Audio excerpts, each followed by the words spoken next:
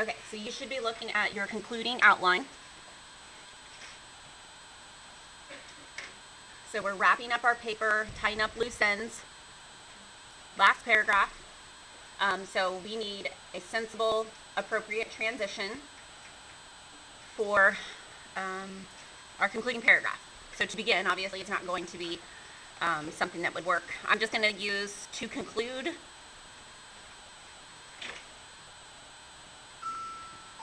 Mrs. Bowman? Yes? I need Anna Jacobs to the attendance office. Ready, please. Okay.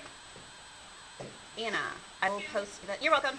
I will post this in Google Classroom later so you can access it. Okay, so to conclude, so this says paraphrased thesis. So we have to look at our thesis that we wrote in our introduction, and we need to reword it so it's not repetitive. So I'm going to take a look at my thesis this is my thesis I came up with. People should read this book because it contains real-life connections to oil pipelines, but it also has a message of trusting in oneself, even if one sees herself as wicked. Okay, so I'm going to have to say that differently. So basically your conclusion is saying everything you already said in a different way. No new information is given. So what I'm going to come up with is I'm going to start with my book title. To conclude, the wicked will rise. Always underline book title.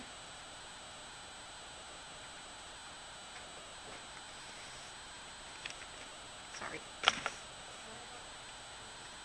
Is not only a good book,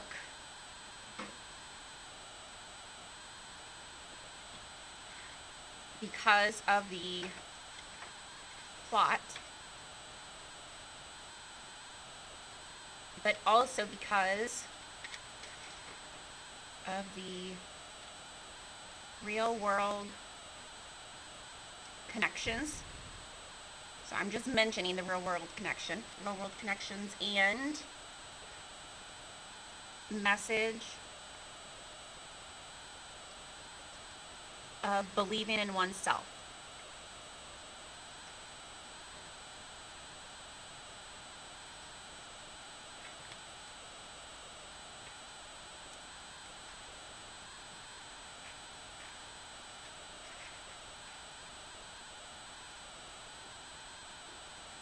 So remember, you're trying to get people to read the book, so even if you didn't really like it, pretending like you did.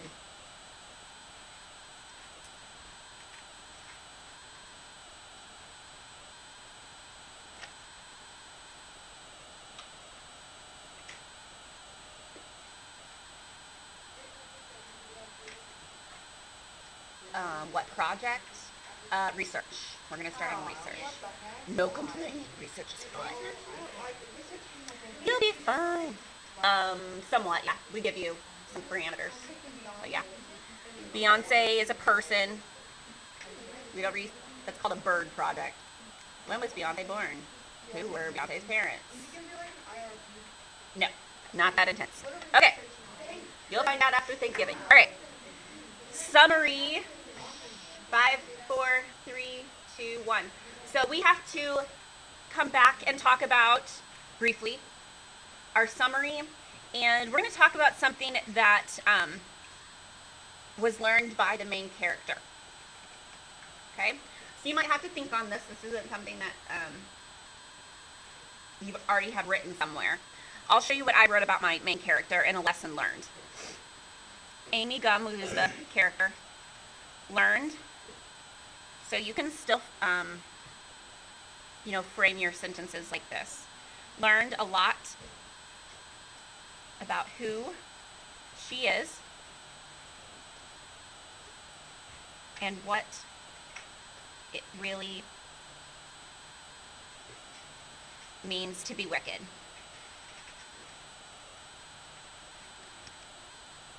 She learns that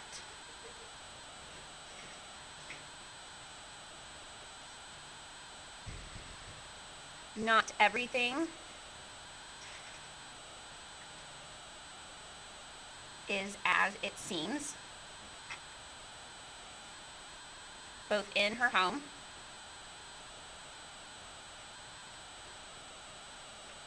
of Kansas and in the land of Oz.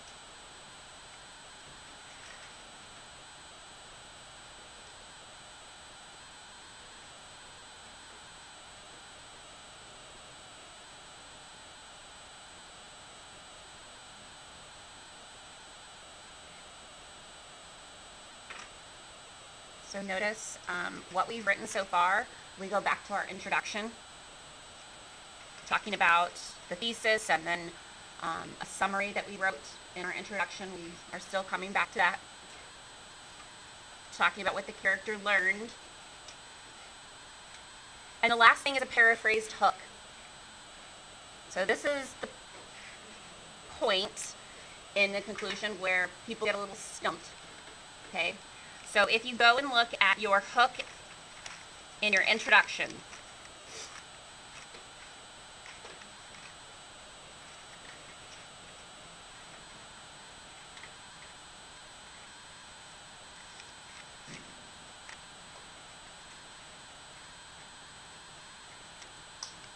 okay, so here's what I had for my hook. According to Goodreads.com, to make Oz a free land again, Amy Gunn was given a mission. Remove the Tin Woodman's heart, steal the Scarecrow's brain, and take the lion's courage. And then Dorothy must die. And then I cited where it came from. This is not paraphrased. This is just the hook.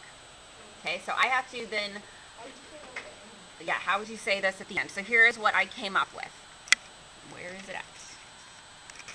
I started with, as Goodreads once said, so I'm starting with where it came from.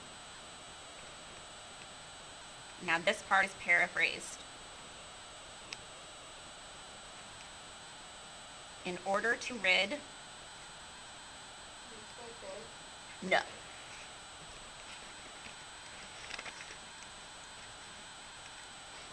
In order to rid oneself of an enemy,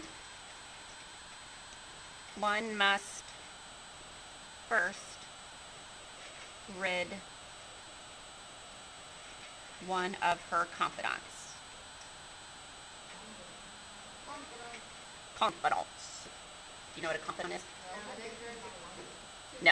Confidants is someone you put your confidence in, like a friend that you confide in them.